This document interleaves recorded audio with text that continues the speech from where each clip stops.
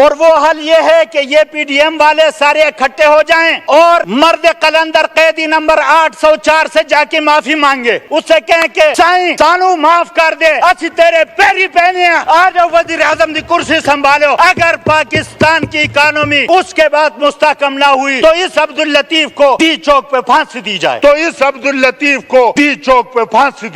بسم اللہ الرحمن الرحیم۔ نہیں، پاکستان تحریک انصاف کے عبداللطیف نے پوری پی ڈی ایم سے مطالبہ کر دیا ہے کہ اگر آپ چاہتے ہیں کہ پاکستان کے حالات بہتر ہو جائیں تو قیدی نمبر 804 سے جا کے معافی مانگے، اس کے پاؤں جا کے پکڑیں، اور اگر آپ کے ملک کے مسائل حل نہ ہوئے تو مجھے ڈی چوک میں پھانسی لگا دی جائے۔ ہم آپ کو پہلے جو یہ مکمل ویڈیو دکھاتے ہیں پھر اس سے بات کرتے ہیں۔ ہمارے چینل کو سبسکرائب کر لیں اور بیل آئیکن کو بھی پریس کر دیں۔ رجیم چینج اس لیے کیا گیا کہ اپنے کیسز ختم کیے جائیں، ورنہ مسلم لیگ نون کے ایک لیڈر، ایک سابق وزیر آج یہ کہنے پہ مجبور ہیں کہ عمران خان کے خلاف کیوں سازش کی گئی جبکہ اکانومی 6% کی گروتھ کر رہی تھی۔ میریٹوکریسی کی بات کر رہا تھا عمران خان، اس کو اس کی سزا دی گئی۔ تو آج پاکستان جن کرائسس میں ہے جناب اسپیکر، خدا نہ کرے کہ اسٹیٹ کی سیکیورٹی ہی ڈائیلوٹ ہو جائے، تو میری گزارش آپ سے یہ ہے کہ یہ مسائل کی بات تو ہر کوئی کرتا کہ پاکستان کی اکانومی میلٹ ڈاؤن ہونے جا رہی ہے، پاکستان میں گورننس سسٹم ختم ہو چکا ہے، پاکستان میں ڈیموکریسی کا بیڑا غرق ہو چکا ہے۔ ایوری باڈی کنفیس، ہر کوئی کنفیس کرتا ہے، لیکن سلوشن کوئی نہیں دیتا۔ ملین ڈالر کوسچن ہے کہ یہ what is the way out، اس کا صرف ایک سلوشن ہے سر، اس مسئلے کا ایک حل ہے، اور وہ حل یہ ہے کہ یہ پی ڈی ایم والے سارے اکٹھے ہو جائیں اور مرد قلندر قیدی نمبر 804 سے جا کے معافی مانگے۔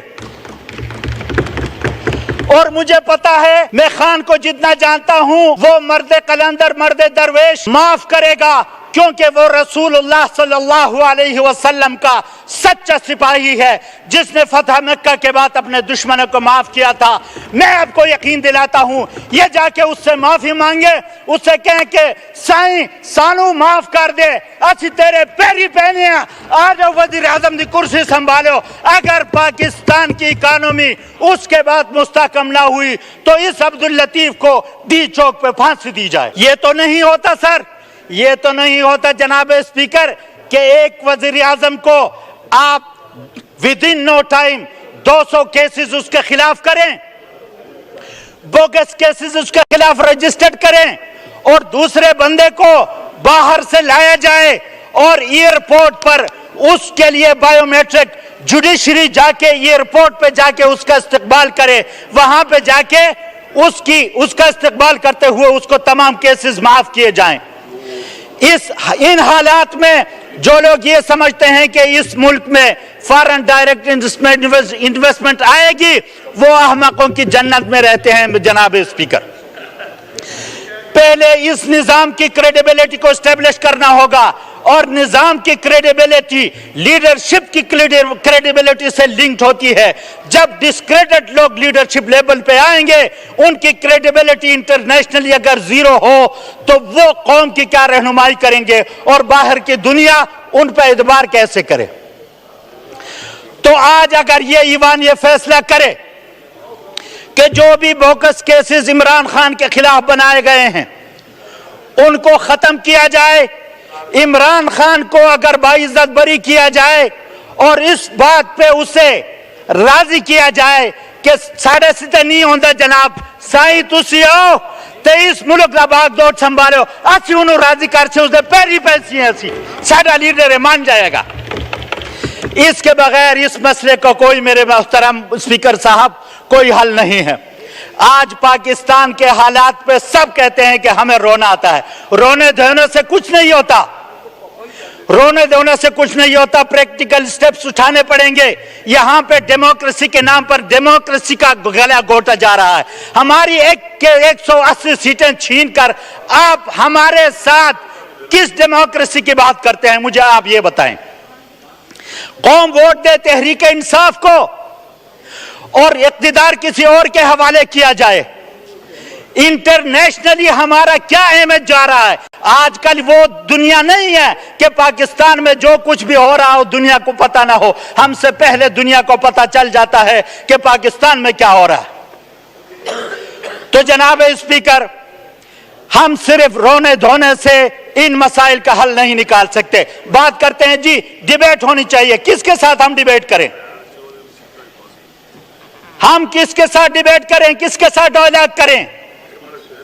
فارم 47 لے کر ایک بندہ آگے اقتدار پہ قابض ہو جاتا ہے اور ہمیں کہا جاتا ہے کہ آپ مذاکرات کریں. کیا یہ مذاکرات ہو سکتے ہیں؟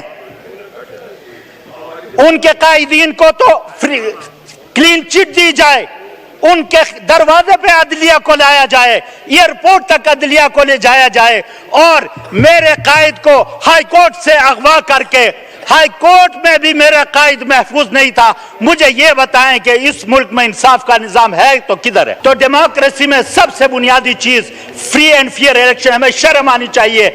سن 47 کو ہم بھی آزاد ہوئے, انڈیا بھی ہوا. انڈیا 1.5 ارب انسانوں کا ملک, وہاں پہ الیکشن ہوا. کسی نے یہ نہیں کہا کہ میری سیٹ چھینی گئی, ووٹ مجھے ملا تھا, کسی اور کو دیا گیا. لیکن ہم سن 71 کے الیکشن یاد کر کے, ہم اس وقت پیدا بھی نہیں ہوئے تھے, الیکشن ہوئے. جب ہم پیدا ہوئے, جب سے میں پیدا ہوا ہوں, میں نے کبھی اس پاکستان میں جب سے ہوش سنبھالا ہے, کبھی ہم نے ایسا نہیں دیکھا. وائنڈ اپ کریں. الیکشن پہ اعتراض نہ کیا ہو. نہیں, پاکستان کا سب سے اس وقت جو بڑا مسئلہ ہے وہ ہے معیشت. پاکستان کی معیشت جو ہے سنبھلنے کا نام نہیں لے رہی. پاکستان کی معیشت کو سنبھالا دینے کے لیے پی ڈی ایم کی حکومت لائی گئی. پی ڈی ایم کی حکومت میں تمام جو ہے سیاسی پارٹی پاکستان کی جو کہ تجربہ کار ہیں, کئی دہائیوں سے سیاست کرتی آئی ہیں, ان تمام نے مل کے حکومت کی, مل کے زور لگایا, لیکن پاکستان کی معیشت بہتر نہیں ہو سکی. اس کے بعد جو ہے دوبارہ سے الیکشن کرائے گئے, جس جماعت کو مینڈیٹ ملا اس کو مینڈیٹ نہیں دیا گیا, اور پھر جو ہے پی ڈی ایم کی وہی پرانی جماعتوں کو مینڈیٹ دے کے اقتدار ان کے حوالے کر دیا گیا. کیا معیشت ان لوگوں سے سنبھل پائے گی؟ کیا ان کے پاس جو ہے کوئی ایسا سسٹم ہے, میکنزم ہے, کوئی ایسی آپشن ہے کہ جس کے ذریعے جو ہے یہ معیشت کو بہتر کر لیں گے؟ کوئی ایسی پلاننگ ہے کہ جس کے ذریعے جو ہے پاکستان کے مسائل کا حل نکل آئے گا؟ تو ایسا کچھ بھی نہیں ہے. آئی ایم ایف کے پاس جا کے جو ہے وہی پلاننگ لی جاتی ہے, وہی سب کچھ ریپیٹ کیا جاتا ہے, جس سے پاکستان کے مسائل بڑھ رہے ہیں, مہنگائی بڑھ رہی ہے, پاکستان جو مزید قرضوں کے بوجھ کے نیچے جو ہے دبتا جا رہا ہے. لیکن پاکستان کی معیشت کو سنبھالنے کے لیے کوئی بھی پراپر جو ہے پلاننگ نہیں ہے, کوئی بھی ایسی چیز ہے جس کے تھرو جو ہے پاکستان کی معیشت کو جلد سے جلد تر جو ہے بہتر کیا جا سکے. اس کے باوجود بھی جو ہے پاکستان کے اندر سیاسی ماحول کو دیکھا جائے تو پاکستان میں جو ہے سیاسی ماحول اس وقت جو ہے کسی بھی لحاظ سے مستحکم نہیں ہو پایا. اگر پاکستان کی سیاست ہی مستحکم نہیں ہوگی تو اقتدار میں بیٹھے لوگ جو ہے پاکستان کو مسائل سے کیسے نکالیں گے؟ اگر انہیں ہر وقت یہی خوف لگا رہے گا کہ اقتدار جو ہے کسی بھی وقت ہاتھوں سے چلا جائے گا تو پاکستان کے مسائل پہ کس طرح سے توجہ دے سکیں گے؟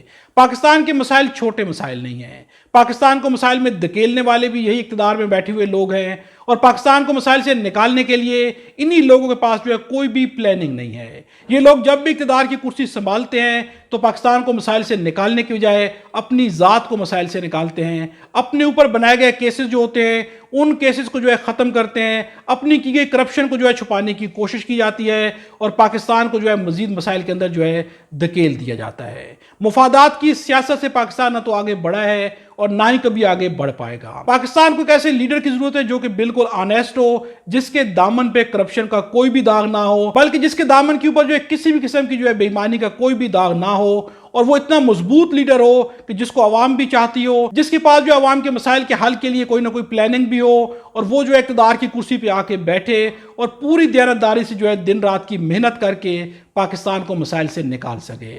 پاکستان تحریک انصاف کے عبداللطیف کا کہنا ہے کہ وہ واحد شخصیت ہے عمران خان.